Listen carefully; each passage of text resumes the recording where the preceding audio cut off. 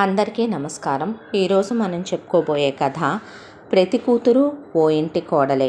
కథలోకి వెళ్ళబోయే ముందు మీరు కనుక మన ఛానల్ని ఫస్ట్ టైం చూస్తున్నట్లయితే తప్పకుండా మన ఛానల్ని లైక్ చేయండి, షేర్ చేయండి, సబ్స్క్రైబ్ చేయండి, బెల్ ఐకాన్ క్లిక్ చేసి ఆల్ అనే బటన్ని ప్రెస్ చేయడం మర్చిపోకండి. కథని ఎక్కడ స్కిప్ చేయకుండా వినండి. మరి కథలోకి వెళ్ళిపోదామా?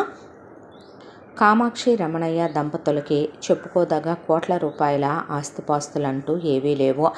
ఏదో కాస్త పొలం, ఒక సొంత ఇల్లు, కామాక్షి దగ్గర కాస్త బంగారం మాత్రమే ఉన్నాయి. రమణయ్య వ్యవసాయమే చేస్తాడు. వ్యవసాయదారుల కుటుంబమే వాళ్ళదే.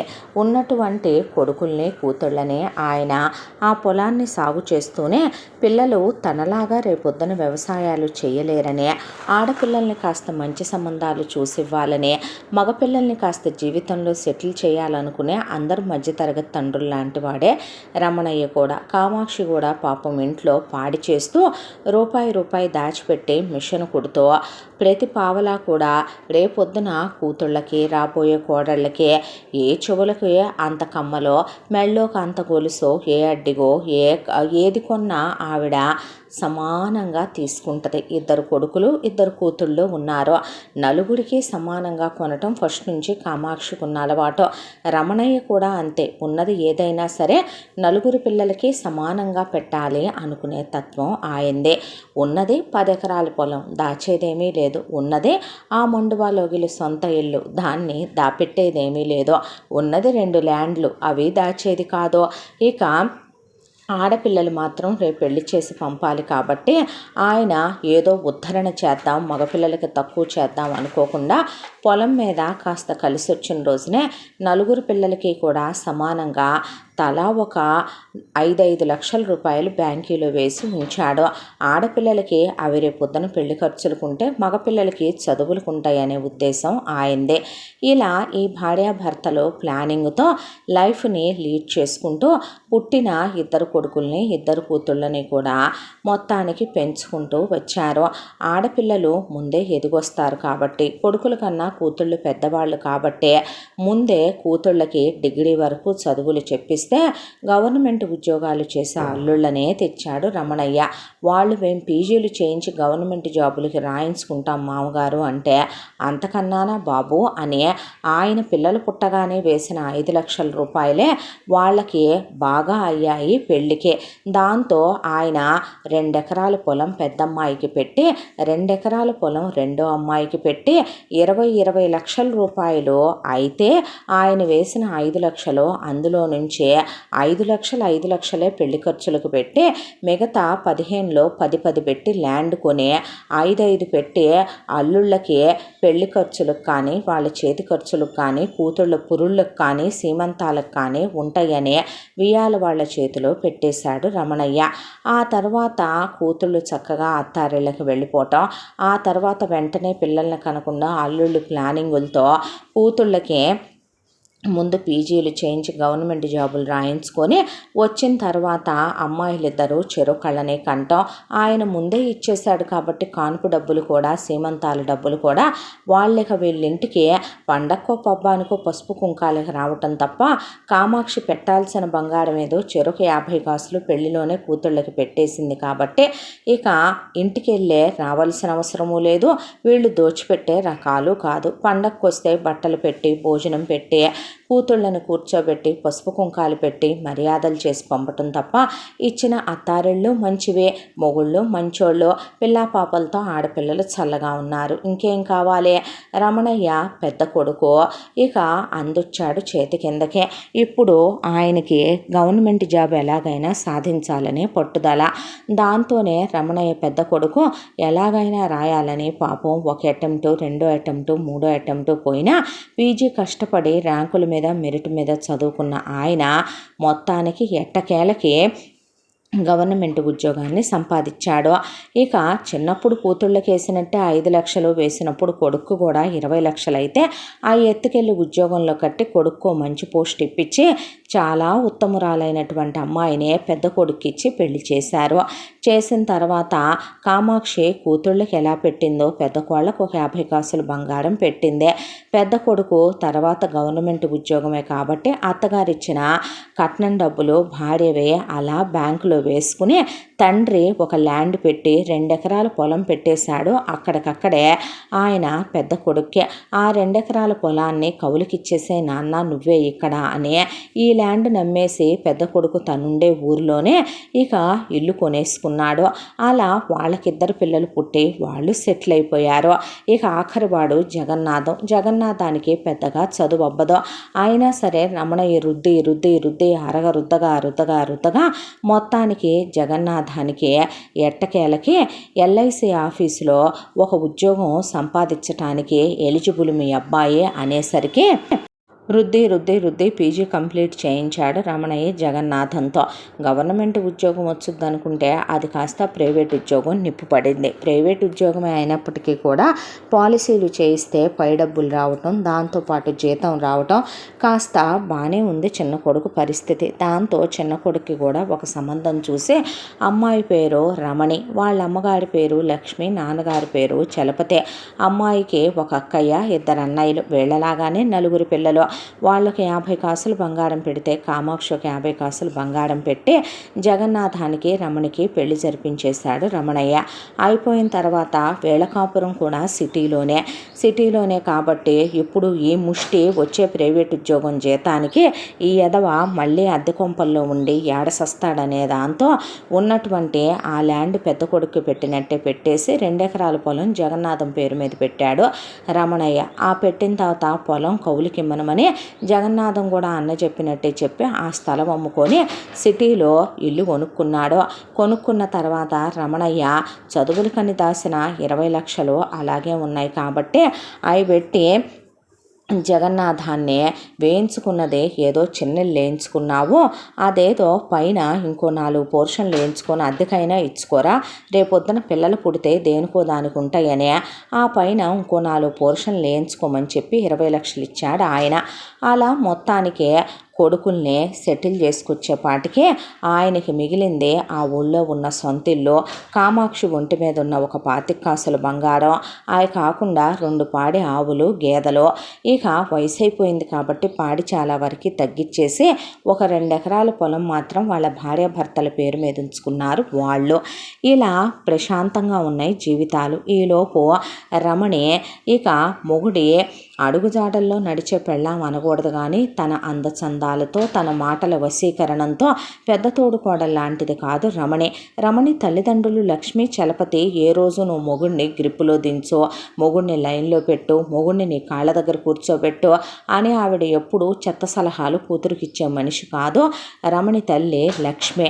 అయితే రమణికి స్వయం తెలివితేటలు అనేవి ఏ మనిషికైనా అతి తెలివితేటలు ఉంటాయి కాబట్టి జగన్నాథం కూడా తన అన్నలాంటి వాడు కాదు కాబట్టి పెళ్ళాం కొంగు పట్టుకొని ఎప్పుడు చూసినా పెళ్ళాం ఏది అడిగితే అదే, పెళ్ళాము ఎప్పుడు రమ్మనమంటే అప్పుడు ఆఫీసు నుంచి కూడా వచ్చేసేవాడు ఇంటికే. ఇలా వీళ్ళ కాపురం వెలగబెట్టే దాంట్లో రమణి గర్భవతి అవ్వటం, కొడుకు పుట్టడం జరిగిపోయింది. కొడుకు పేరు వాసు అని పెట్టుకున్నారు.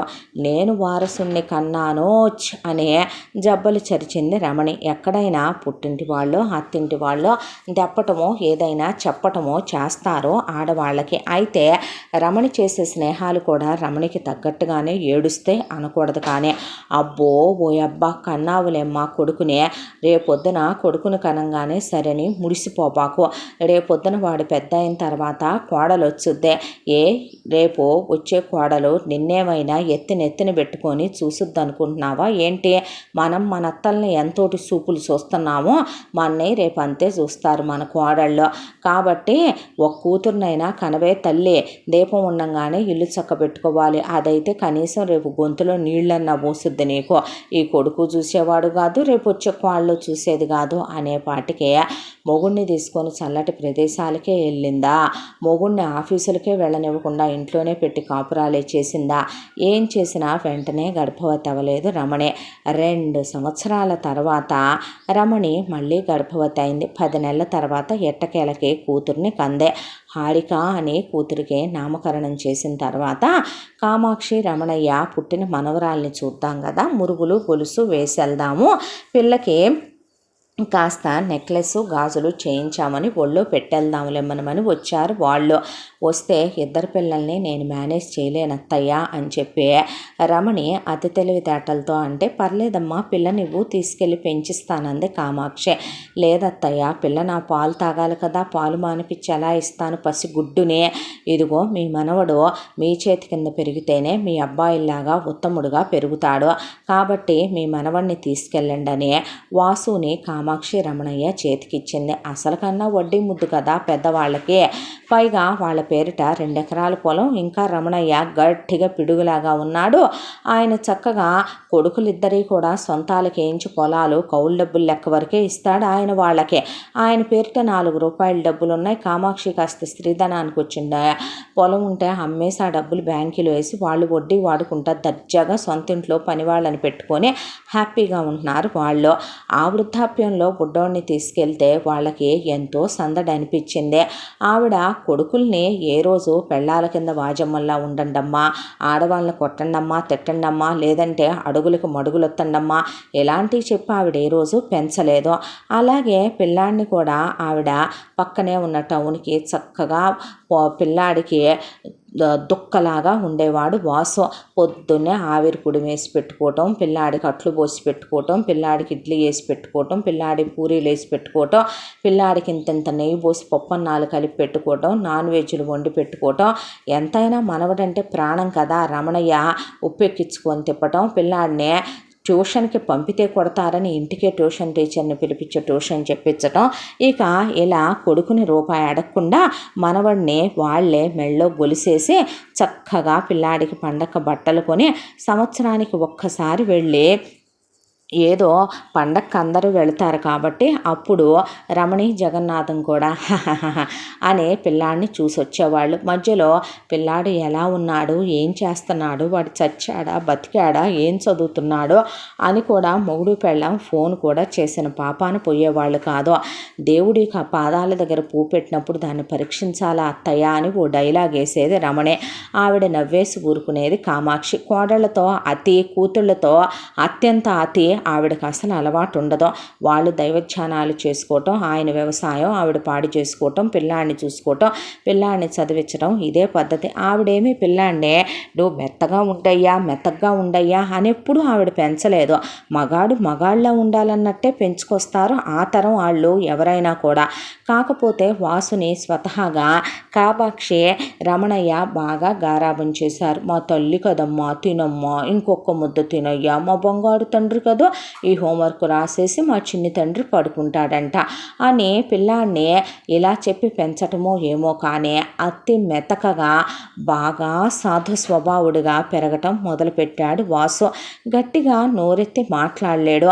మనసులో మనసులో మనసులో మనసులో ఏదైనా చిన్న విషయం స్కూల్లో జరిగినా కూడా దుగ్ధత పడిపోతూ ఉంటాడు. కామాక్షి దగ్గరికి తీసుకునో, రమణయ్య దగ్గరికి తీసుకునో 1కి 10 సార్లు అడిగితే వాళ్ళ మీద వాలిపోయి చెప్తాడు. లేదంటే జ్వరాలు తెచ్చేసుకోవటం, దిగులు పెట్టేసుకోవటం, ఈ తరహా తప్ప తగని మెతక స్వభావుల్లా తయారైపోయిన మనవన్నే ఎలా బతుకుతావో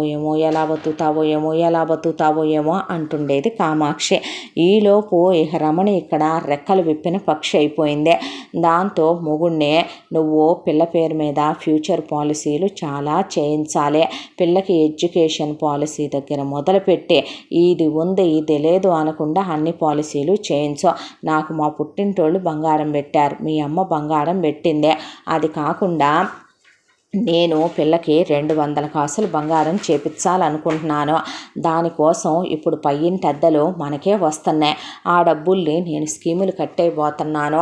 ఎటు పిల్లాడి ఖర్చు మన మీద లేదు. వాడి తిండి ఖర్చు, గుడ్డ ఖర్చు, చదువు ఖర్చు, ఫీజుల ఖర్చు మొత్తం మీ నాన్న మీ అమ్మే చూసుకుంటున్నారు. కాబట్టి నీకు ఎల్ఐసి డబ్బుల మీద వచ్చే కమిషన్లు పెట్టి మనం ల్యాండ్లు కొనాలి, క్యాష్గా పోగు చేయాలి. ఎలా లేదన్నా పిల్ల పెళ్లి నాటికి ఒక 5-6 కోట్ల రూపాయలు రూపాయల క్యాషు, ఒక 4-5 ల్యాండ్లు, దాంతోపాటు 200 కాసులు బంగారం, అది కాకుండా ఒక 10 పోర్షన్ల ఇల్లు, ఒక 3-4, ఒక 4-5 అపార్ట్మెంట్లు అట్లా కొని పడేసామనుకో, మొత్తం కలిపి పిల్లకి ఇస్తే ఏ మైసూర్ మహారాజు ఏ దుబాయ్ రాజు కొడుకో వచ్చి చేసుకుంటాడో. అర్థమైందిగా నేను చెప్పింది నీకు. ఇక వెండి విషయం అంటావా, నేను చూసుకుంటాను. ఆల్రెడీ వెండి బిళ్ళలు కొనే ఉంచుతున్నాను. పిల్లకి అట్లా ఒక 25 కిలోలు వెండి పెడదామని ఫిక్స్ అయిపోయానులే అని చెప్తే, నీ ఇష్టం రా, మల్లెపూలు తీసుకొని రా అనేసరికి సరే అంటం తప్ప జగన్నాథం నోరెత్తడు రమణి ముందు.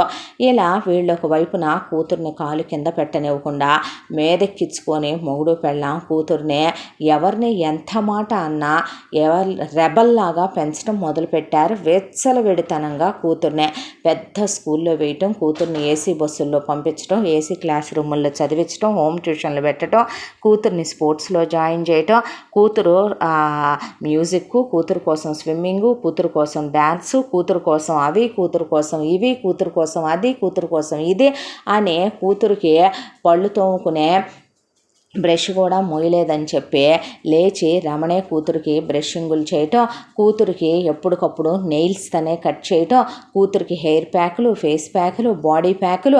కూతుర్ని ఎవరైనా పండక్కేస్తారు కొత్త డ్రెస్సులు. 365 రోజులు షాపింగ్ చేసి కొనుక్కొస్తూనే ఉంటుంది. అంతా దాంట్లో కొడుకు మాత్రం సంవత్సరానికి ఓ జత బట్టలల్లో, కొడుకు ఫోన్ కాలల్లో ఎలా ఉన్నావనే, అంతా దాంట్లో కొడుకు పేరు మీద జగన్నాథం ఓ పాలసీ చేయించింది లేదో, కొడుకు భవిష్యత్తు గురించి ఆలోచించింది లేదో, కొడుకు 1 గ్రామ్ బంగారం రేపు కోళ్ళు వచ్చిందని వీళ్ళు చేయించింది లేదో, పట్టించుకుందే లేదో. ఇంత దాంట్లో మాత్రం వాసు చాలా బాగా చదువుతాడు. నానమ్మ తాతయ్యల పర్యవేక్షణలో ముద్దుల మనవడిగా పెరుగుతున్నటువంటి వాసుకి ఇక్కడ ధూమ్ ధామ్ అని ఒకవైపున రమణి కూతురికి ఓణీల ఫంక్షన్లు, పెద్ద మనిషి ఫంక్షన్లు చేసుకుంటే, కామాక్షి రమణయ్య ఉండేది పల్లెటూరులో. వాళ్ళకి బలగం కూడా ఉంది. దాంతో ఆల్రెడీ పెద్ద కొడుక్కి ఒక కొడుకు కూతురు, వాళ్ళు సమానంగానే చూశారు. పెద్ద కొడుకు కూతుర్నే. మనవరాలకి ఇక్కడ పెద్ద మనిషి ఫంక్షను, అమ్మమ్మ వాళ్ళ ఇంట్లో ఓణీల ఫంక్షను, మనవడికి వాళ్ళే పంచలిచ్చుకున్నారు అమ్మమ్మ తాతయ్య. ఇక్కడ లక్ష్మీ చలపతి కూడా వచ్చి వదిన పిల్లాడికి పంచలిద్దామని చెప్పి అంటే అలాగేనని నానమ్మ తాతయ్య అమ్మమ్మ తాతయ్య చేతుల మీదుగా పిల్లాడికి పంచలు ఇచ్చేసి పులిగోరు గొలుసులు చేయించి పిల్లాడి చేతి కడియాలు కంకణాలు చేయించి మురిసిపోయారు. ఇక పెద్దవాళ్ళు పిల్లాడు దేదీప్యమానంగా వెలిగిపోతూ అలా చదువుకుంటూ వస్తూ ఉండగా పిల్లాడిది ఇంటర్మీడియట్ అయిపోయింది. ఇంటర్మీడియట్ అయిపోయిన తర్వాత ఎప్పుడైనా అమ్మా నాన్న వచ్చినా ఎలా ఉన్నావు, బాగా చదువుతున్నావా, బాగా చదవాలి అర్థమైందా అంటాడు జగన్నాథం. అనేస్తాడు వాసు. రే ఒళ్ళు దగ్గర పెట్టుకొని చదవాలి, పెద్ద పెద్ద ఉద్యోగాలు చేయాలి రేపొద్దున, అర్థమైందిగా, లేదనుకో నా సంగతి తెలీదు అంటది రమణి. అంటాడు. అంతకు మించి వాసుకి వీళ్ళకి బాండింగ్ ఉండదు.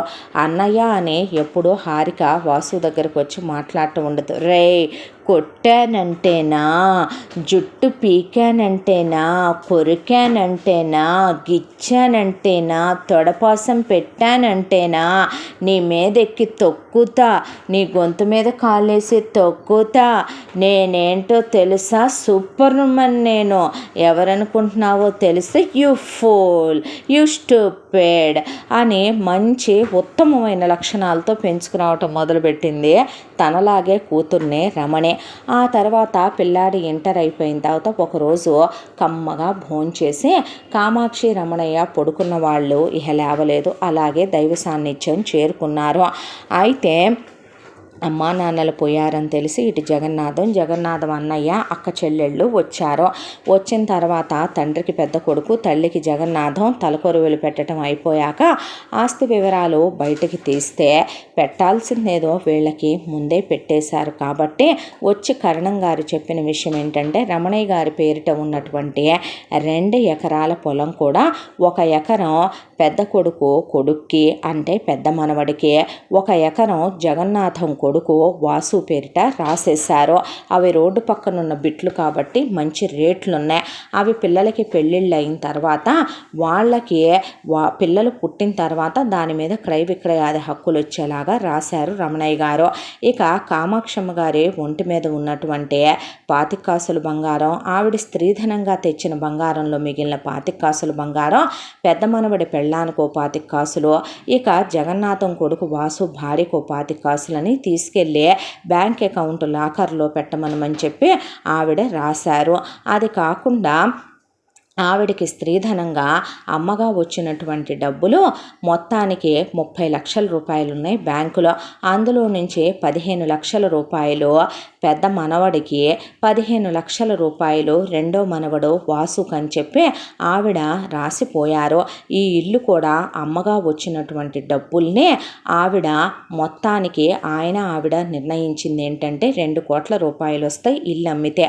అందులో నుంచే ఇక వాసుకి 50 లక్షలు, అలాగే పెద్ద మనవడికి 50 లక్షలు, మిగతా 1 కోటి రూపాయల్లో కూడాను ఇద్దరు మనవరాళ్ళు ఉన్నారు కాబట్టి చెరో 10 లక్షలు మనవరాళ్ళకే, మిగతావి చెరొక 15 లక్షలు కూతుళ్ళకి ఇచ్చి రిమైనింగ్ డబ్బులు ఏవైతే ఉన్నాయో అవి మనవళ్ళ పిల్లలకి చెందేలాగా వేయమనమని చెప్పారు అని చెబితే, ఎంత దాంట్లో నీ అమ్మ బాబు కోడళ్ళకి ఇచ్చిందేంటి, కొడుకులకి ఇచ్చిందేంటి అందు రమణే.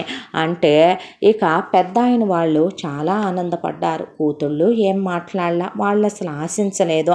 ఎంతైనా పిల్లాడిని పెంచారుగా రాశారేమో అనుకొని వాళ్ళు ఇచ్చింది తీసుకొని ప్రశాంతంగా వెళ్ళిపోయారు. ఒక్క మాట కూడా మాట్లాడలా. ఉన్న వెండి కూడా కరణం గారు సమానంగా పంచి వాసుకి రావాల్సినవన్నీ బ్యాంకులో జాగ్రత్త చేసి, పెద్ద ఆయన కొడుకు రావాల్సినవన్నీ బ్యాంకులో జాగ్రత్త చేశారు వాళ్ళు లాయర్ల పర్యవేక్షణలో. అక్కడతో పని అయిపోయింది. ఆడపిల్లలకి ఇవ్వాల్సినవి ఇచ్చేశారు, వీళ్ళ పిల్లల భవిష్యత్తులకి జాగ్రత్త చేయాల్సినవి చేసేసారు, అయిపోయిందే. ఆ తర్వాత ఉన్న 2 ఎకరాలు ఏమైనా రేపొద్దున మనం వాడికి పెడతామా రమణి, మనం మన పిల్లకేగా పెట్టుకుంటాం హారికి, అలా అనుకుంటే గనక పెట్టుకున్నారుగా మనవడికే పెట్టుకోనివ్వం అనేశాడు జగన్నాథం. ఇప్పుడు ఈ దరిద్రం వచ్చి ఇంజనీరింగ్ 4 ఏళ్ళు, పీజీ 2 ఏళ్ళు నానెత్తి మీద ఉంటాడా శనిగ్రహం. నా కూతుర్నంటే నేను చూసుకుంటాను, అది లేనిది నేను ఉండలేనయ్యా. కాకపోతే ఇప్పుడు ఈ దరిద్రాన్ని తెచ్చే నేనెక్కడ నెత్తి మీద పెట్టుకోను ఈ ముదృష్టాన్నే. ఇప్పుడు వీడికి పొద్దున్నే లేచి క్యారేజీలు కడతాం, ఈ దరిద్రుడికి గుడ్డల ఖర్చు, ఫీజుల ఖర్చు, మనకెందుకు వచ్చిన పాడు పెడాకారం అంటావు అంటే, ఆలోచించు నీ బుర్రకు తట్టందా అన్నాడు జగన్నాథం. దాంతో పోయిందే అత్తామామలే కానీ తన అమ్మా నాన్నలు కాదు కదా. తమ అమ్మా నాన్నలు కూడా చక్కగా అన్నలకి ఇవ్వాల్సింది ఇచ్చేశారు, అక్కయ్యకి పెట్టాల్సింది పెట్టేశారు. సొంత గూట్లో గోపెట్లల్లే కూర్చుంటున్నారు ఇద్దరు కూడాను. తిని బాగా ఆయితీ కాకుండా బలిసి కొట్టుకుంటున్నారు ఇద్దరు కూడాను. చక్కగా టీవీలు చూడటం, ముసలిది పక్కింటి వాళ్ళతో ఎదురింటి వాళ్ళతో ముచ్చట్లు చెప్తా కూర్చోటం, ముసలోడు ఉప్పర్ మీటింగులకు అని వెళ్ళి రావటం, బలాదూరు తిరుగుళ్ళు ఆ తీర్థయాత్రలకు ఈ తీర్థయాత్రలకు అని తిరిగి రావటం. అమ్మ చాలా తెలివైంది కాబట్టి వదినలకి తనంటే పడదు, తన అక్కంటే వదినలు బాగానే ఉంటారు. వదినలకి అమ్మలాంటిది అంటారు, అత్తలాంటిది కాదని. అంత తెలివితేటలతో ఉంటుంది తనమ్మ, కంచు అయ్యి అయినా కూడా చాలా హ్యాండ్లింగ్గా మేనేజ్ చేసుకొచ్చేస్తుంది వదినల్నే. పెట్టాల్సిందేదో తన బాబు పెట్టేశాడు కాబట్టి ముసల్దాని పేరిట ముసలోడి పేరిట ఓ 2 ఎకరాల పొలం ఉందిగా, శుభ్రంగా సొంత ఇల్లు ఉందిగా, దానికి తోడు ముసల్దాని స్త్రీధనం ఉందిగా, నగలున్నాయిగా, ఈయన్నేదో ఆడ తోలిస్తే చదివించలేరా అని చెప్పి మమ్మీ డాడీ అని ఫోన్ చేసింది వాళ్ళకే. ఏంటమ్మా అని వస్తే, పిల్లాడిని హాస్టల్లో వేద్దాం అనుకుంటున్నాను అందే. అదేమిటే 2 పిల్లల్ని పెంచుకోలేకపోతున్నావా నువ్వు? ఏం పోయే కాలం, నీ కాళ్ళు చేతులు ఎరగా, నీ పోయే కాలం రాను, నీ గత్తరొచ్చి నేను పాడికి మోసుకెళ్ళా అంది లక్ష్మి. చాలే అలాగే మాట్లాడతావు. పిల్ల ఒకవైపున పెద్ద మనిషి అయ్యిందా, నెలసరిలే చూసుకోనా, ఇల్లే చూసుకోనా, మీ అల్లుడా రోజు చెయ్యింది ఊరుకునే మనిషి కాదు, ఇంటి పని అదే. నీకు ఇంట్లో ఇంటి పని చేయటానికి పని మనుషులు ఉన్నారుగా, నీ కూతురు తాగాడల్లే అంత పెరిగింది, అదేమైనా నిన్న పెద్ద మనిషి అయిందేమే, నువ్వు పక్కనే ఉండి చూసుకోటానికి, పత్యాలు పెడతాకి, దానికి అది బాగానే వెళ్తుందిగా చదువుకి. ఇప్పుడు ఎవరు మొగుడు చేత ఎవరు చేతులు వేయించుకోకుండా అయిపోద్దంటావు పెళ్ళయిన తర్వాత. నువ్వు నీ ఆశాలుగానే. ఏమో పిల్లాడు మాత్రం బాగా దిగులు పడిపోయాడు. నాయనమ్మ తాతయ్యల దగ్గర పెరిగొచ్చాడు కదా, అమ్మమ్మ తాతయ్య కావాలి, నేను నీ దగ్గర ఉండను, హాస్టల్కి పంపిస్తే నేను ఏ సూసైడో చేసుకుంటాను, నీ ఇష్టం అంటున్నాడు. మీ అల్లుడేమో హాస్టల్లో అయిపోతే ఎట్లా, మా పిల్లాళ్ళు క్రమశిక్షణలు పోతాయంటే, నీ మొగుడిని ఏ హాస్టల్లో వేసిందే మీ అత్త, నేను మీ అన్నల్ని ఏ హాస్టల్లో వేసాను, మీకు అంత భారం అయితే మా అమ్మమ్మ మా తాతయ్య అని వాడు అన్నాడుగా, మేము తీసుకుపోతాములే ఏమయ్యా అంది లక్ష్మి. అంతేగా దానన్న వెళదామనే పాటికి వాళ్ళెమ్మటి వెళ్ళిపోయాడు వాసు. పేడ విరగడైపోయింది దరిద్రం అనుకుంది రమణి. ఆ తర్వాత మనవడిని తీసుకెళ్ళి బీటెక్లో జాయిన్ చేసుకొని పిల్లాడికి ఇక లక్ష్మి వంటల గురించి చెప్పాలంటే కామాక్షి కూడా బలాదూర్ అనే లెవెల్లో వండుద్ది లక్ష్మి. పొద్దున్నే టిఫిన్లోకి నాన్ వెజ్, ఒకవైపున ఇంట్లో వ్రతాలున్నా పూజలున్నా పండుగలున్నా అవి చేసేసి కూడా నాన్ వెజ్ తినే ఫ్యామిలీ వాళ్ళదే. ఈ వయసుకు కూడా వాళ్ళకి హాయిగా అరుగుదల శక్తి ఇచ్చాడు ఆ దేవుడు. పుట్టింది ఎందుకు, తప్పులు పాపాలు తప్పుడు పనులు చేయకూడదు, దైవధ్యానం ఉండాలి, మంచి బుద్ధి ఉండాలి, దాంతోపాటు దానగుణం దయాగుణం ధర్మగుణం ఉండాలి. ఒకళ్ళ గురించి మనం కథలు పడకూడదు, ఇటు మాట్లాడు అటు మాట్లాడు చెప్పకూడదు.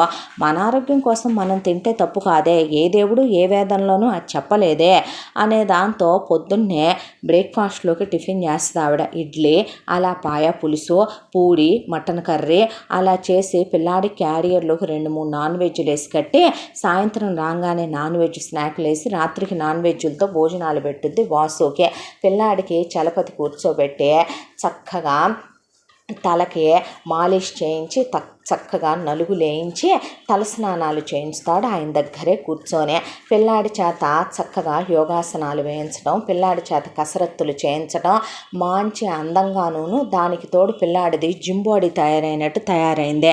తినాలిరా, తిన్నది అడిగిందాక బస్కిల్ దియ్యాలని నేర్పించాడు ఆయన. ఇక చదువు విషయం గురించి వీళ్ళు పట్టించుకోవాల్సిన అవసరమే లేదు. వాసు పడి చదువుతాడు కాబట్టి ఆ విషయం గురించి అసలు వాళ్ళకి టెన్షనే లేదు. ఇలా మొత్తానికి పిల్లాడు అమ్మమ్మ తాతయ్యల దగ్గరే ఉంటూ వాళ్ళతో మాత్రమే మాట్లాడే, ఏరా ఎలా ఉన్నా అనే రమణి జగన్నాథం సంవత్సరానికి ఒకసారి అడిగితే బాగున్నా అనేసి వెళ్ళిపోతాడు తప్ప వాసు మాట్లాడు. బంగారు కొండ, ముత్యాల దండ, మల్లెపూల దండని ముడిచిపోయేది అమ్మమ్మ. ఆవిడ గట్టిదే, మేనమామలు గట్టోళ్లే, పెద్దమ్మోళ్ళు గట్టోళ్లే. పిల్లాడికి ఆ మెతకదనం వచ్చేసింది. ఆయన చలపతి కూడా అలా ఉండకూడదు నాన్న, గట్టిగా మాట్లాడొద్దు, తాతయ్య నానమ్మ అలా నేర్పిస్తే నువ్వు అలా నేర్చుకుంటావా, వాళ్ళు నేర్పించలా, నేనే అలా ఉంటాను, ఎందుకో నాకు ఫస్ట్ నుంచి నానమ్మ తాతయ్య గారాబం చేశారుగా అలవాటు అయిపోయింది అని చెప్పేవాడు వాసు. వీళ్ళు ఇంకా గారాబం చేస్తారు వాసునే. ఒరే ఈ 4 ముక్కలు తినమ్మా, ఈ 2 ముక్కలు చాప్ ముక్కలు వేసుకోమ్మా, ఇగోదమ్మా అమ్మమ్మ ఉలవచారు గుడ్లు పులిసేసామ్మా, ఇగోదు ఇదిగో 3 గుడ్లు వేసా తినాలి, అమ్మో నా బిడ్డ దిష్టి తగిలిపోయిందమ్మా దిష్టి తగిలిపోయింది అనేది లక్ష్మి. ఇలా పిల్లాడిని వాళ్ళు ఇంకా గారాబంగా పెంచి బీటెక్ కంప్లీట్ అయిపోయింది. ఆ తర్వాత ఎంటెక్ కంప్లీట్ అయిపోయింది. ఇన్నాళ్ళుగా పిల్లాడి బట్టలు, తిండి, ఫీజులు, పిల్లాడికి కావలసిన పై ఖర్చులు మొత్తం లక్ష్మీ చలపతి మీదుగా వెళ్ళిపోయినాయి. ఒక రోజున ఆ పుణ్య దంపతులు కూడా పడుకున్నోళ్ళు పడుకున్నట్టే దైవ సాన్నిధ్యానికి చేరుకున్న తర్వాత ఇక వాళ్ళ అన్నయ్యలు వచ్చారు, రమణి అన్నయ్యలో. పిల్లాడు అప్పటికే క్యాంపస్ ప్లేస్మెంట్లో ఉద్యోగానికి కూడా సెలెక్ట్ అయి కూడా ఉన్నాడు. మా దగ్గరే ఉండయ్యా, ఒక 4 రోజులు చూసుకుంటాన్రా అని అమ్మమ్మ తాతయ్య పిల్లాడిని ఎంతో ప్రేమగా ముద్దుగా చూసుకున్నారు ఆ 4 రోజుల పాటు. ఆ తర్వాత రమణి వాళ్ళ అన్నయ్యలు వచ్చి తల్లికి తండ్రికి తలకొరువులు పెట్టుకున్న తర్వాత ఆస్తి వివరాలు తీస్తే తెలిసిన విషయం ఏంటంటే వాళ్ళ కొడుకులు మంచిగా ఉద్యోగాలు చేసుకుంటూ మంచి పొజిషన్లోనే ఉన్నారు కాబట్టి, పెద్ద కూతురు పొజిషన్ కూడా బాగుంది కాబట్టి నలుగురికి కూడా ఒక్కొక్కళ్ళకి ఒక్కొక్క కొడుకులు ఉన్నారు కాబట్టి చలపతి పేరు మీద ఉన్న 4 ఎకరాల పొలం రోడ్డు పక్కన బ్రహ్మాండమైన బిట్టదే. అది నలుగురికి 4 ఎకరాలు పెట్టుకొచ్చి రమణికి పెట్టాల్సిన పొలం వాసు పేరిట, ఇక మిగతా 3 ఎకరాలు కూడా 3 మనవాళ్ళకి రాసేసి లక్ష్మి దగ్గర ఉన్న 100 కాసుల బంగారం కూడా 4 మనవాళ్ళ పెళ్ళాలకి 4 పాతికలు ఇమ్మనమని వెండి 4 5 కేజీలు ఇమ్మనమని ఆవిడ కొనుంచినటువంటి 100 గ్రాములు గోల్డ్ బార్లు నలుగురు రాబోయే మనవరాళ్ళకి ఇమ్మనమని ఆవిడ ఇల్లు ఏదైతే ఉందో అది అమ్మేసిన డబ్బులు నలుగురు మనవాళ్ళకి 50 లక్షలు ఇమ్మనమని ఆవిడ స్త్రీధనంగా ఉన్న డబ్బుల్లో నుంచి ఇక పెద్ద కూతురుకో 10 లక్షలు, ఇటు రమణి కూతురుకో 10 లక్షలు ఇచ్చి రిమైనింగ్ డబ్బులు వాసు పిల్లలతో పాటు మిగతా 3 మనవాళ్ళ పిల్లలకి ఇచ్చేసేయమనమని రాసిపోయారు వాళ్ళు. దాంతో రమణి నెత్తి మీద ముసుగు కప్పుకొని కూర్చొని ముసల్దాన్ని ముసలోడిని పిల్లల్ని చూడండిరా అని అప్పచెబితే ఎంత పని చేశారేంటయ్యా అనేపాటికి పాపం మిగతా వాళ్ళు ఆనందపడ్డారు. వాళ్ళు మనకు పెట్టకపోతే ఏమైంది, మన పిల్లలకే కదా సమానంగా పెట్టారు అని వాళ్ళేమీ మాట్లాడలేదు. కానీ రమణి మాత్రం పోయిన ముసల్దాన్ని ముసలోడిని నరికి పాత్రయ్యాలనే లోపు లాయర్లు రావటం, ఆ డబ్బుల్ని వాళ్ళు సెక్యూర్డ్ చేసేయటం, వీళ్ళకి పిల్లలు పుట్టాక హక్కుదారులు అవుతారని చెప్పి వాటిని జాగ్రత్త చేసేయటం కూడా జరిగిపోయినాయి ఆస్తిపాస్తులు.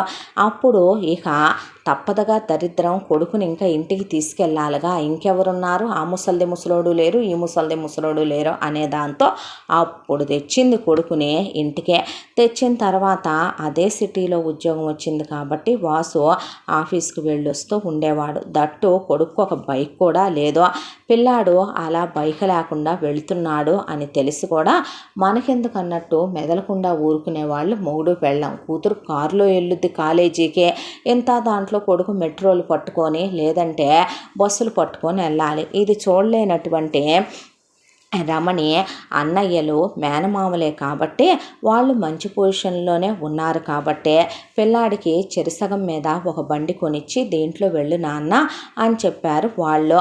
ఆ తర్వాత జగన్నాథం అన్నగారు ఆయన కొడుక్కి కారు కొంటూ, జగన్నాథం దరిద్రం ఆయనకి తెలుసు కాబట్టి వాసుకి ఆయన కారు కొని నడుము ఇరిగిపోద్దిరా జగన్నాథం, నువ్వు ఆ కారు ముట్టుకున్నావంటే కారులో వెళ్ళమ్మా ఆఫీస్కనే అందరికీ ఇష్టం వాసు అంటే.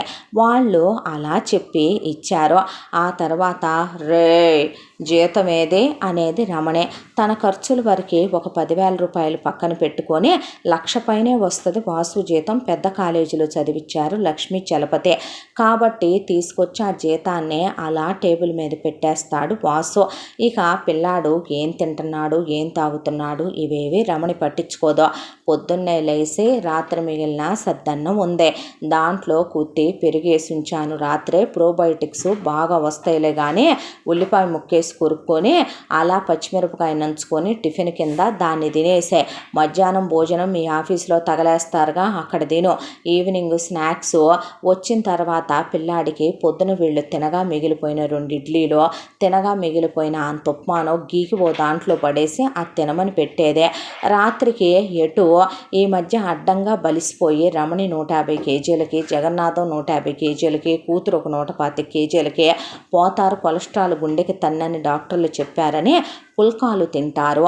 ఆ పుల్కాల్లో నుంచి 2 పుల్కాలు వీళ్ళు మాత్రం జస్ట్ ఒక్కొక్కళ్ళు ఒక 1/2 కేజీ నాన్ వెజ్, ఒక 1/2 కేజీ పన్నీర్ కర్రీలు, మష్రూమ్ కర్రీలు పెట్టుకొని తిని వాసుకు మాత్రం ఒక చెంచా వాటిల్లో నుంచి గ్రేవీలు తీసే పొరపాటున ముక్కబడుద్దేమోనని చెక్ చేసి మరీ వేసుద్ది రమణే. వేసిన తర్వాత పొగరొస్తుంది, మదం బలిసిపోద్ది, తిండి తింటే కొవ్వెక్కిపోద్దని వాళ్ళు మాత్రం గ్లాసులు ప్రోటీన్ మిల్కులు, సోయా మిల్కులు తాగి పడుకొని ఇక ఆ అబ్బాయికి నీళ్ల మజ్జిగ ఒక గ్లాస్ అక్కడ పడేస్తారు. ఏం పెట్టారు, ఏం తింటున్నాను, పాపం నానమ్మ తాతయ్య అలా పెట్టి పెంచిన, అమ్మమ్మ తాతయ్య అలా పెట్టి పెంచిన ఇక్కడ ఈ గడ్డి తినలేకపోయినా బయటపడి గట్టిగా అడగటం కూడా చేత కాదు వాసుకే. నీ కంచాలు నువ్వే కడుక్కో, నీ బట్టలు నువ్వే ఉతుక్కో, నీ బట్టలు నువ్వే ఐరన్ చేసుకో, నీ బాత్రూమ్ నువ్వే కడుక్కో, నీ గది నువ్వే ఉడుచుకో, నీ పక్క దుప్పట్లు నువ్వే దులుపుకో. ఇవి వాసుకి ఇచ్చేటటువంటి మర్యాదలు రమణి జగన్నాథం. తండ్రి ఏ రోజు దగ్గరికి పిలిచి మాట్లాడు, తల్లి ఏ రోజు చెల్లిని చూసినట్టు చూడదు. ఇక దాని విషయం గురించి చెప్పాలంటే ఆఫీసు నుంచి వచ్చేటప్పుడు అక్కడ పిజ్జా సెంటర్కి వెళ్ళి 16 పీసెస్ పిజ్జా తీసుకున్నాను. నేను డైట్లో ఉన్నాను. అలాగే ఈరోజు ఫ్యామిలీ ప్యాక్ బిర్యానీ తీసుకురా, నైట్ ఇంకేం తినాలనుకోవట్లా, తినేసి పడుకుంటాను అని చెప్తే ఆ అబ్బాయి డబ్బులు అని అడుగుతాడు. అడిగితే నీ దగ్గర ఆ మాత్రం లేవా, ఉద్యోగం చేస్తున్నావు, పనికి మాలేదవా అంటది హారిక. అమ్మకి ఇచ్చేసాను హారి. ఓ మా అనగానే అమ్మ ఎయ్యరా, నీకు తెలీదా ఫోన్లో ఉన్నటువంటి పిన్ను వేసే నాన్న అని. దరిద్రుడు, పై డబ్బులు సంపాదించడం కూడా రాదు, పనికి మాలయ్యదవా అని చెప్పి ఓవర్ టైం చేయొచ్చుగా, చెల్లెలు కోరికలు తల్లి కోరికలు తీర్చలేని నువ్వు ఒక మగాడివేనంట్రా అంటే తీసుకొచ్చి వాటిని అక్కడ పెట్టి లోపలికి వెళ్ళిపోతాడు. దేవుడి దగ్గర కూర్చోవటం, దేవుడి రామకోట రాసుకోవటం, ల్యాప్టాప్లో వర్క్ చేసుకోవటం, ఎండాకాలం అన్నాళ్ళు ఏసీ వేసుకొనివ్వరు కాబట్టి డాబా మీద పడుకోవటం, ఇక వానాకాలం చలికాలం అయితే ఫ్యాన్ వేసుకొని గదిలో తలుపులు బిడాయించుకొని పడుకోవటం. అసలు వీళ్ళతో వాగడు, వాళ్ళు పిల్లాడిని కలుపుకోరు. ఇలా రోజులు గడిచిపోతూ పిల్లాడికి ఉద్యోగం వచ్చి కూడా 2 సంవత్సరాల కాలం గడిచిపోయింది. వీళ్ళకి చుట్టాలు బంధువులు మంది ఎక్కువే కదా. ఒకవైపున రమణి వాళ్ళ అక్క పిల్లలకి అన్నయ్య పిల్లలకి పెళ్ళిళ్ళు అయిపోయినాయి. ఇటువైపున జగన్నాథం అక్కల పిల్లలకి అన్నయ్య పిల్లలకి కూడా పెళ్ళిళ్ళు అయిపోయినాయి. ఎటొచ్చే వాసుగాడి పెళ్లి చేయవేంటే రమణి అని వాళ్ళందరూ అడిగేపాటికి లేనిపోయింది ఈ మంది ఇప్పుడు నాకు బడి నా కూతురుకు బడి ఏడుస్తారు దరిద్రపు మంద అని పెళ్ళిళ్ళ పేరైని సంబంధాలు చూడమని చెప్పింది. పాపం ఆ పెళ్ళిళ్ళ పేరయ్య ఆయనకి తెలిసిన నాలెడ్జ్ ప్రకారం ఇక్కడ కథ ఇలా జరుగుతుంటే పెళ్లి కూతురు వాళ్ళ ఇంటి దగ్గర కథ దగ్గరికి కాసేపు అటు వెళదాం మనం. అమ్మాయి పేరు మాధురి. అమ్మాయికి అమ్మా నాన్న చనిపోయారు. చిన్న పాపప్పుడే. అమ్మాయి వాళ్ళ పెద్దమ్మ పేరు వసుధ, పెదనాన్నగారి పేరు మాధవరావు. ఆయన ఒక గవర్నమెంట్ ఉద్యోగం చేస్తున్నాడు. వసుధ ఎంత మంచిదంటే తన చెల్లెలు భర్త యాక్సిడెంట్లో చనిపోతే పాపాయే అక్కడ పడి ఏడుస్తుంటే ఆవిడికి అప్పటికే 2 పిల్లలు ఉన్నారు. ఆవిడ కొడుకు పేరు కృష్ణ, కూతురి పేరు హర్షిత. మాధురి కన్నా కృష్ణ పెద్దవాడు, మాధురి కన్నా హర్షిత చిన్నదే. ఆవిడ చెల్లెలు కూతుర్ని తీసుకొని తన గుండెల మీద వేసుకుందే. చెల్లెలు భర్త తరపు నుంచి వచ్చిన రూపాయి ఆస్తిపాస్తులంటూ ఏవీ లేకపోయినప్పటికీ మాధురిని ఆవిడ భర్త చాలా మంచివాడు మాధవరావు. తీసుకొచ్చే బిడ్డల ముగ్గురిని కూడా సమానంగా పెంచుకొచ్చి చిన్నప్పటి నుంచి కూడా మీరు ముగ్గురని బయట జనానికి కూడా ఒక్కొడుకు 2 కూతుళ్ళనే చెప్పి పెంచేది వసుధ. పిల్లలు ముగ్గురిని సమానంగా పెంచటం, ప్రేమగా చూడటం, సమానంగా చదివించటం, ఆవిడ భర్త కూడా ఏది కొన్నా ముగ్గురికి సమానంగా తీసుకురావటమే అలవాటు వాళ్ళకే. ఇంత దాంట్లో వసుధేమి మాధురిని మెత్తగా పెంచలేదు. కానీ స్వతహాగానే మాధురి తన తల్లిలాగా అతి బాగా మెతక మనిషి. ఎంత మెతక అంటే ఏదైనా మనం కడుపు నొప్పి వచ్చిన మనిషి అలా కూర్చుండిపోద్ది మౌనంగా, కళ్ళల్లో నీళ్లు కారిపోతూ. ఆవిడే గుర్తించి మరీ అడగాలి. పీరియడ్స్ వచ్చినాయి అన్నా కూడా నోరు విప్పి ప్యాడ్ కావాలని కూడా అడగదు. అది కూడా ఆవిడే పనిమాల గమనించుకొని మరి ఏమ్మా మొహం పీక్కుపోయింది, బాలేదా ఏమిటే, నీరసంగా ఉన్నావని, అలా ఉండకే అని మరీ చెప్పాలి. ఇక హర్షిత బాగా చలాకి, బాగా హుషారు. కృష్ణ విషయం చెప్పాలంటే చాలా హుషారుగా ఉంటాడు. వసుధ భర్త మాధవరావు దైవం మానుష రూపేణ అనే దేవుడు దేవుడు దేవుడు దేవుడు దేవుడు తప్ప ఆయనకి అసలు నోరు విప్పి గట్టిగా మాట్లాడటమే రాదు. ఆయన వరకే ఆయన ఎవరికి చెప్పినా కూడా నాకు ఒక్కొడుకు 2 కూతుళ్ళనే చెప్పుకొస్తాడు ఆయన కూడా. మాధురిని బీటెక్ వరకు చదివించారు. ఎటు కృష్ణ అమెరికా వెళ్ళి ఎంఎస్ చేయాలి అనుకుంటున్నాడు. హర్షిత బీటెక్ అయిన తర్వాత హర్షిత గురించి ఆలోచించాల్సిన అవసరమే లేదు. మాధవరావు గారికి ఒక్కగానొక్క చెల్లెలు సునంద. ఆవిడ భర్త పేరు శంకర్రావు. మాధవరావు గారు ఎలా దైవం మానుష రూపేణ అనేలాంటి మనిషో ఆయన చెల్లెలు సునందకి గట్టిగా మాట్లాడటం కూడా రాదు. వాళ్ళకి ఒక్కగానొక్క కొడుకు అభిరామ్.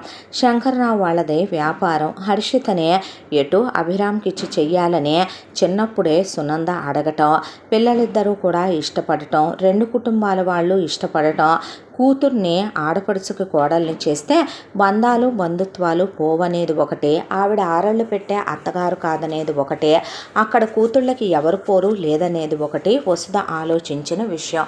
ఇక మాధురిది బీటెక్ అయిపోయి జాబ్ కూడా చేస్తోంది. మాధురి పిల్లకి పెళ్లి చేద్దాము అనే దాంతో చిన్నప్పటి నుంచి కూడా పిల్లలు ముగ్గురు ఎలా ఉంటారంటే, వసుధ ఎలా పెంచిందంటే దానికి అమ్మ నాన్న లేరమ్మా, ఆ బాధ దానికి ఎప్పుడూ గుర్తు రాకూడదని చెప్పేది కృష్ణకి హర్షితకి.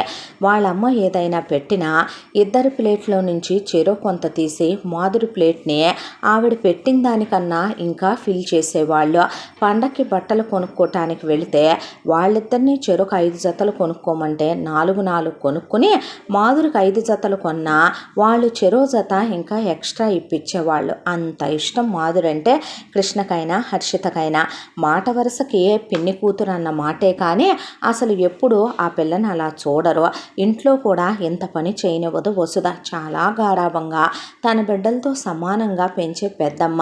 ఆవిడ్ని అమ్మనే, ఆయన్ని నాన్ననే, కృష్ణని అన్నయ్యనే, హర్షితని చెల్లెనే పిలుస్తుంది మాధురే. తన తల్లిదండ్రులు పోయారని తెలుసు కానీ ఎంత ప్రేమగా చూసుకునే వాళ్ళు తనకు దొరకటం తన అదృష్టం అనుకుంటుంది ఆ అమ్మాయి. ఇలా వాసు సంబంధం మాధురి వాళ్ళ ఇంటి దగ్గరికి తీసుకెళ్ళి పెళ్ళిళ్ళ పేరయ్య గారు, అమ్మ, అబ్బాయి, అమ్మమ్మ, నానమ్మ, తాతయ్య, చాటును పెరిగినటువంటి గారాల మనవడు. ఎంటెక్ చేశాడు, పెద్ద ఎంఎన్సీ కంపెనీలో ఉద్యోగం చేస్తున్నాడు. అబ్బాయికి మంచి జీతం వస్తుంది, బైక్ ఉంది, కారు ఉంది, సొంత ఇల్లు ఉంది. అమ్మ నాన్నలకి 2 ఎకరాల పొలం ఉంది. రేపెటు అది అబ్బాయికి పెట్టేదే, ఆ ఇల్లు పొలం కూడాను. ఇక ఆడపిల్ల ఒక్కతే ఉంది, అబ్బాయి కన్నా 2 ఏళ్ళు చిన్నది, ప్రస్తుతానికి చదువుతోంది. కాబట్టి ఇప్పుడు ఇక ఆ అమ్మాయికి రేపు పెళ్లి చేసి పంపించడానికి ఆయన ఎల్ఐసీలు అవి చేసి 4 రూపాయలు బాగానే వెనకేసినట్టున్నారు. పెళ్లి చేసుకొని పక్క ఊరికి వెళ్ళిపోయే ఆడపిల్లేనో, ఆ విషయం గురించి మనం బాధపడాల్సిన అవసరమే లేదు. అబ్బాయికి నానమ్మ వాళ్ళు 1 ఎకరం, అమ్మమ్మ వాళ్ళు 1 ఎకరం కాస్త ఆస్తులు బాగానే పెట్టిపోయారు. పోతూ పిల్లాడు చాలా మంచోడు, మీరు పర్సనల్గా ఎంక్వైరీ చేసుకున్నా నేనే ఢంకా బజాయించి ఆ విషయం గురించి ధీమాగా చెప్తాను. చిన్నప్పటి నుంచే అమ్మమ్మల దగ్గర నానమ్మల దగ్గర పెరగటమో ఏమో కానీ ఒక సిగరెట్ అంటే, బీడీ అంటే, అమ్మాయిలంటే, లవ్ స్టోరీలంటే, ఎఫ్ఐఆర్లంటే, బ్రేకప్లంటే, అబ్బాయికి మందు తాగటాలంటే ఈ జనరేషన్ వాళ్ళలాగా బెట్టింగులు, బైక్ రేసులు ఇలాంటివేవి తెలియదు. అబ్బాయిది అంతా కూడా తగనే మెతక స్వభావం. మన అమ్మాయి కూడా అలాంటిదే. కాబట్టి మీరు గద్దరిగా ఉండే అబ్బాయికి ఇవ్వకూడదు అనుకున్నారు కాబట్టి సంబంధం ముందు మీ దగ్గరికే తెచ్చాను అన్న తర్వాత సరేనని వాళ్ళు పర్సనల్గా వాసు గురించి ఎంక్వైరీ చేయించుకుంటే నిజంగానే బంగారం అని తెలిసిందే. ఈలోపు సంబంధం అటు వెళ్ళేసరికి రమణి జగన్నాథం మాధురి గురించి ఎంక్వైరీ చేస్తే అమ్మాయి మంచిదేనని తెలిసిందే, తగని మెతక అని కూడా తెలిసిందే. నోట్లో వేలు పెడితే కొరకలేనంత మెతక స్వభావురాలని వీళ్ళు ముందే తెలుసుకున్నారు. ఇక పెళ్లి చూపుల్లో అమ్మాయి అబ్బాయి మాట్లాడుకున్నారు.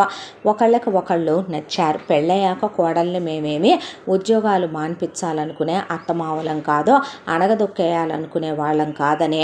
అబ్బో అసలు సాంప్రదాయని శుద్ధపూసిని అన్నట్టు వదినే నాకు అక్కనే.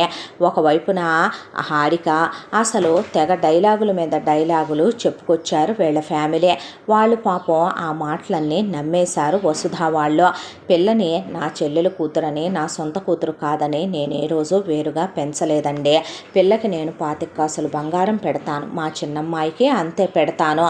అలాగే పిల్లకి మేము 10 లక్షల రూపాయలు పిల్ల పేరిట బ్యాంకులో వేస్తాం, మా చిన్నమ్మాయికి అంతే వేస్తాం. పెళ్లి ఖర్చులు మీరు పెట్టుకుంటే ఎంగేజ్మెంట్ మేము పెట్టుకుంటాం, ఎంగేజ్మెంట్ మీరు పెట్టుకుంటే పెళ్ళి మేము పెట్టుకుంటాము. పిల్లని బీటెక్ దాకా చదివించాము.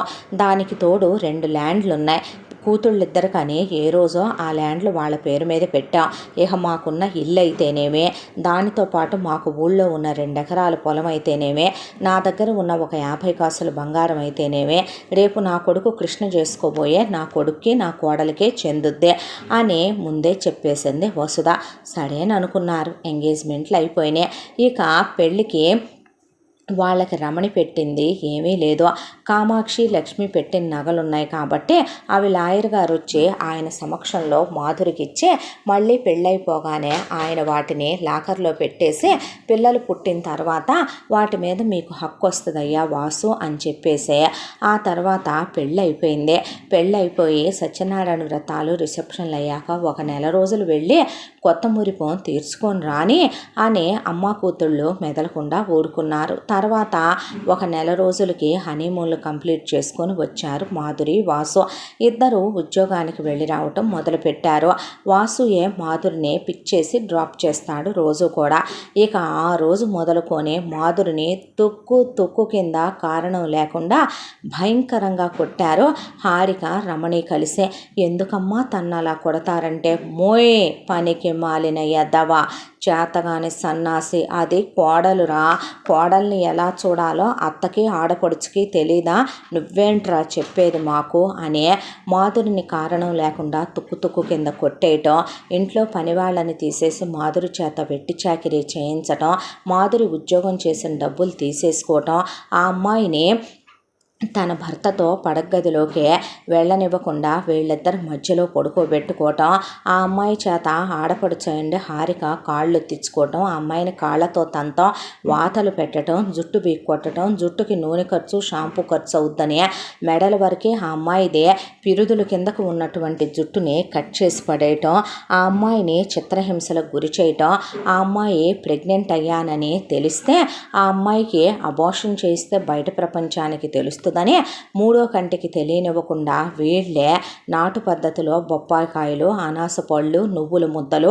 ఇలాంటివన్నీ పెట్టి ఆ అమ్మాయికి అబార్షన్లో 3 అయ్యేలాగా చేయటం, ఆ తర్వాత ఈడ్చుకెళ్ళి అమ్మాయి కాపర్టీ వేయించు రావటం, ఆ అమ్మాయి జీతం తీసేసుకోవటం, పుట్టింటి వాళ్ళకి ఫోన్ చేసేటప్పుడు పక్కనే కూర్చోవటం, ఆ అమ్మాయిని గడగళ్ళాడిపోయేలా చేయటం, మంచినీళ్లు తాగనివ్వకుండా కారాలు ఉప్పులు కలిపేసేయటం, అందులో ఆ అమ్మాయి చేత గుడ్డుగారం ముద్దలు తినిపించటం, వాతలేయటం, ఆ అమ్మాయిని ప్రతిరోజు చావు బాధేయటం, వాసు అడ్డు రాబోతే వాసును కూడా కొట్టడం, వాసును కూడా తిట్టడం, ఇలా ఆ అమ్మాయికి సప్తమహానరకాలు ఎలా ఉంటాయో చూపించటం మొదలుపెట్టారు. ఒకవైపు నుంచే రమణి కూతురు. అంతా జరుగుతున్న జగన్నాథం వెళ్ళి కాఫీ తీసుకురా, వెళ్ళి నా కాళ్ళొత్తు అంటాం కోడల్నే.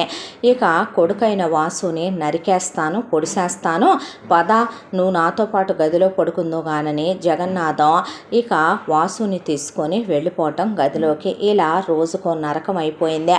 ఆఫీసు నుంచి ఫోన్ చేసి పుట్టింటి వాళ్ళకి చెప్పుకుందామంటే తన బ్రతుకు ఇలా అయిపోయిందని తెలిస్తే వసుధ తీసుకోలేదనే దాంతో పుట్టింటి వాళ్ళని బాధ పెట్టకూడదని మాధురి చెప్పేది కాదు. ఎముకలు ఎన్నున్నాయో కూడా కౌంట్ చేసేంత సన్నగా అయిపోయింది ఆ అమ్మాయి మనిషి. ఆఫీసుకు కూడా పిచ్చి పిచ్చిగా ఏ బొట్టు బిళ్ళ దొరికితే ఆ బొట్టు బిళ్ళ, లేమీ లేనప్పుడు కుంకం పెట్టుకొని మెళ్ళో ఆ అమ్మాయికి పెట్టిన పుట్టింటి వాళ్ళ నగలన్నీ లాగేసుకొని చివరికి ఒక సూదీదారం పడేసి నల్లపూసలు గుచ్చుకోమని వాటి మధ్యలో వెండి రూపు తీసుకొచ్చి ఆ వెండి రూపు వేసి గుచ్చుకొని ఆఫీస్కి వెళ్ళమని ఆ చేతికో మట్టి గాజు ఈ చేతికో మట్టి గాజు కాళ్ళకి చివరికి వెండి మెట్టెలతో ఆ అమ్మాయిని అడుక్కు తినేదానిలాగా వదిలేసి చున్నీ ఒక రకం, టాప్ ఒక రకం, బాటమ్ ఒక రకం వేసుకొని వెర్రిదానిలా తయారైపోయింది మాధురే. ఎప్పుడు మనం వస్తామన్నా అక్కెందుకమ్మా మన రావద్దంటదే. ఈలోపు ఇంత గ్యాప్లో కూడా కృష్ణ అమెరికా వెళ్ళిపోయాడు. చెల్లి ఎలా ఉందమ్మా అని రోజు ఫోన్ చేసినప్పుడు అడుగుతాడు. నేను ఫోన్ చేసినప్పుడల్లా అది బాగున్నాననే చెప్పుద్ది. వీడియో కాల్ చేస్తానంటే ఫోను తడిచిపోయింది, వీడియో కాల్కు పని చేయట్లేదని చెప్తుంది. వెళ్ళొచ్చారా, చూసొచ్చారా అని అడిగాడు కృష్ణ. ఇటువైపు నుంచి హర్షిత అక్కెందుకమ్మా మనం ఎప్పుడు ఫోన్ చేసినా తిరుపతికి వెళ్తున్నామంటది, ట్రిప్కి వెళ్తున్నామంటది, బావ ఫ్రెండ్ దగ్గర పెళ్ళికి వెళ్తున్నామంటది, చుట్టాలింటికి వెళ్తున్నామంటది, ఊరు వెళ్తున్నామంటది, ఎందుకే మన రానివ్వదో. అది పోనీ రావే అంటే ఎక్కడ నాకు కుదిరేది అని రాదేంటమ్మా అని అనేపాటికి అది రాకపోతే ఏమైంది, మీరెళ్ళి రావచ్చుగా అన్నాడు కృష్ణ. నిజమే కదా, నేను ఏంటో బుద్ధి తక్కువ దాన్నే. పెళ్లి చేసిన తర్వాత పిల్లని చూడటానికి వెళ్ళటం అవ్వలేదు. 6 నెలలు అయిపోయింది పెళ్ళి అనే దాంతో ఇక అన్ని పిల్లకి అవని ఇవని తీసుకొని అల్లుడికి కూతురికి బట్టలు తీసుకొని వసుధ మాధవరావుని వెంట పెట్టుకొని హర్షితను తీసుకొని మాధురి వాళ్ళ ఇంటికి వెళ్ళింది. వెళ్ళేసరికి రమణి అలాగే హారిక కలిసి మాధురిని చావ బాధేస్తున్నారు. అది చూసినటువంటి హర్షిత, వసుధ, మనుషుల పశువుల మీరు, మీ చేతులు కాళ్ళు ఇరిగిపోను, మీరు నాశనం అయిపోను, తల్లి తండ్రి లేని బిడ్డ అది, ఎలా పెంచుకున్నాను నేను గుండెల మీద పెట్టి అపురూపంగా, ఏమబ్బాయి వాసు అలా మెదలకుండా చూస్తా నుంచుంటావేమిటయ్యా నువ్వు అనేపాటికి వాసును కూడా కొట్టేసరికి హారిక అదిరిపోయారు వీళ్ళు. ఏమిటే అక్కడ దాకా వస్తే అసలు మీరెవత్తే, నువ్వు దాని అమ్మవా, వీడేమన్నా దాని బాబా, కాస్త సంస్కారవంతంగా మాట్లాడమ్మా, ఆడపిల్లని మీ ఇంటికి పంపించాం కదా అని అలా టార్చర్లు పెట్టడం కరెక్టేనా అని మాధవరావు అడిగితే, ఓ సోసి పెళ్ళాం కింద చాలని ఎదవా, నువ్వు కూడా మాట్లాడేవాడివే ఆపరాయిక అంది రమణి.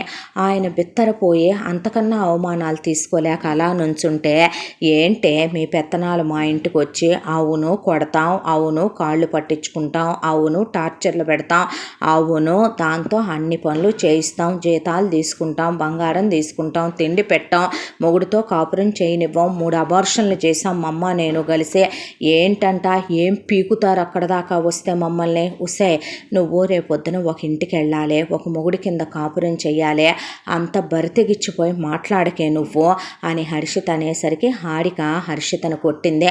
మనిషివా పశువా నువ్వని వసుధ అనేపాటికి, నువ్వు నీ మొగుడితో కులికి వీళ్ళిద్దరిన కన్నావు చాలదని దీన్ని తెచ్చి పెట్టుకొని ఇంటి మీద ఈ అనాథని, దీన్నేదో పెద్ద చదివిచ్చామని ఇచ్చావులే పెద్ద తొక్కలో కట్నం మా అన్నయ్యకి ఇచ్చి చేసి ఈ ఎదవకి దీన్ని నువ్వు పంపిస్తే ఇలాంటి అనాథ వాటికి తిండి పెట్టడం, ఇంట్లో ఉండనివ్వటమే ఎక్కువ, ఉద్యోగాలు చేయించి జీతాలు తీసుకోరు మరి, ఇలాంటి వాటి చేత ఇంటి పనులు చేయించరు మరి, పగలు రాత్రి ఎన్నిసార్లు చేస్తుంది కాపురం, నువ్వెన్నిసార్లు చేసి కన్నావేంటి నీ కొడుకుని నీ కూతుర్నే, నువ్వు కూడా పెద్ద పత్తిత్తువి పతివ్రతవేలా కానీ మూసుకోవే అని వసుదననే పాటికి పెద్దంతరం చిన్నంతరం లేకుండా హారిక మాట్లాడటం, రమణి కూడా ఎగబడిపోయి కూతురుతో పాటు మాట్లాడటం, జగన్నాథం పెళ్ళాం వైపు కూతురు వైపు మాట్లాడటంతో వాళ్ళు కళ్ళ నీళ్లు పెట్టుకొని, పిల్లని మేము తీసుకెళ్ళిపోయి విడాకులు ఇప్పిస్తామంటే మీ కూతురు మా అబ్బాయితో సంసారం చేసిన వీడియోలన్నీ తీసి పెట్టాం నేను నా కూతురు, నెట్లో రిలీజ్ చేయమంటావేంటి అంద రమణే అనేపాటికి బిక్క చచ్చిపోయింది వసుధ. మీరు వెళ్ళండి అమ్మా నేను బాగానే ఉన్నానులే అని మాధురి అనేపాటికే వాళ్ళ కళ్ళల్లో నీళ్లు తిరిగిపోయా. అలా నోట్లో దుఃఖాన్ని గుడ్డలు కుక్కుకొని ఇంటికి వచ్చి వెక్కి వెక్కి ఏడ్చారు. అమెరికా నుంచి చెల్లి ఎలా ఉందని కృష్ణ ఫోన్ చేస్తే జరిగింది మొత్తం కృష్ణకి చెప్పుకొచ్చి వెక్కిళ్ళు పెట్టి ఏడ్చారు హర్షిత, వసుధ, మాధవరావు. నువ్వు మొగుడికే కాపురం చేసావా, మొగుడితోనే కన్నావా అని అడిగిందయ్యా. అది మీ ఇద్దరినే. దాని అమ్మ పట్టుకొని నన్ను చేయి చేసుకుందయ్యా. అదే పిల్ల ఎంత లేదా హారిక మన హర్షితను కొట్టిందయ్యా. మాధురి చచ్చిపోయేలాగా ఉందిరా, మాకు భయం వేస్తుందయ్యా అనేపాటికే వీళ్ళు ఏడ్చి మాట్లాడి ఫోన్ పెట్టేసిన తర్వాత కృష్ణ ఆలోచనలో పడ్డాడు.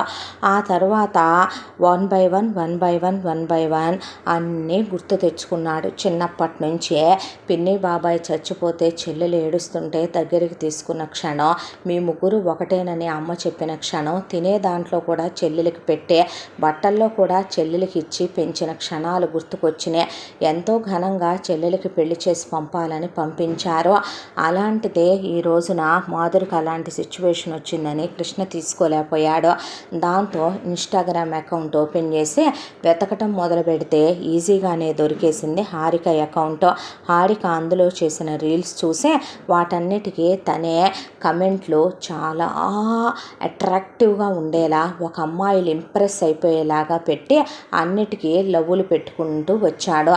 దాంతో అప్పుడు హారిక చూసుకుంది కృష్ణని వెళ్ళి అతన్ని ఫాలో నొక్కి మరి ఇన్స్టాగ్రామ్లో చూస్తే వీడేంటి ఇంత అందంగా ఉన్నాడు, దీని పెళ్లిలో నేను అసలు వీడిని గమనించనే లేదు, ఏమన్నా ఉన్నాడా, ఒక ఆడదానికే మత్తెక్కిచ్చే అందంగా వీడిదే, అలాంటిది వీడు నన్ను ఇష్టపడుతున్నాడా, నాకు వీడు ఇంత ఇంప్రెసివ్ మెసేజ్లు పెట్టాడంటే నా అందం సామాన్యమైందా ఏంటి, వీడు ఇప్పుడు అమెరికాలో ఉన్నాడు కదా, అక్కడుండి కూడా నా కోసం ఇక్కడికి మెసేజ్లు పెట్టాడంటే వీడు నా మీద తెలియకుండానే వీడికి మనసు అయినట్టుంది అని లవ్ చేస్తే పోలే, రేపు పెళ్లి చేసుకున్న తర్వాత ఇదెంతలా నోరెత్తుతుందనే వాడిని అమెరికాలో తొక్కి దొరికేయచ్చు కదా అనే దాంతో ఇక అతనితో మాటలు కలిపింది హారిక.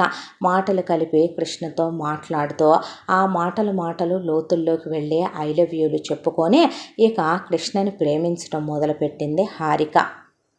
ఇంతటితో ప్రతి కూతురు ఒక ఇంటి కోడలే మొదటి భాగం పూర్తి. ముగింపు భాగంతో మళ్ళీ కలుసుకుందాం. తప్పకుండా మన ఛానల్ని లైక్ చేయండి, షేర్ చేయండి, సబ్స్క్రైబ్ చేయండి, బెల్ ఐకాన్ క్లిక్ చేసి ఆల్ అనే బటన్ ప్రెస్ చేయడం మర్చిపోకండి. ఇలాంటి ఎన్నెన్నో మంచి కథలు మన ఛానల్లో మీరు వినాలనుకుంటే ఛానల్ని తప్పకుండా సబ్స్క్రైబ్ చేసుకొని లైక్ పెట్టండి. అలాగే ఇంత మంచి కథను మనకు అందించిన కథా రచయిత్రి జే యామిని శ్రీనివాస్ గారు, రచయిత్రి గారికి ధన్యవాదాలు తెలియజేసుకుంటూ ముగింపు భాగంతో మళ్ళీ కలుద్దాం. Thank you.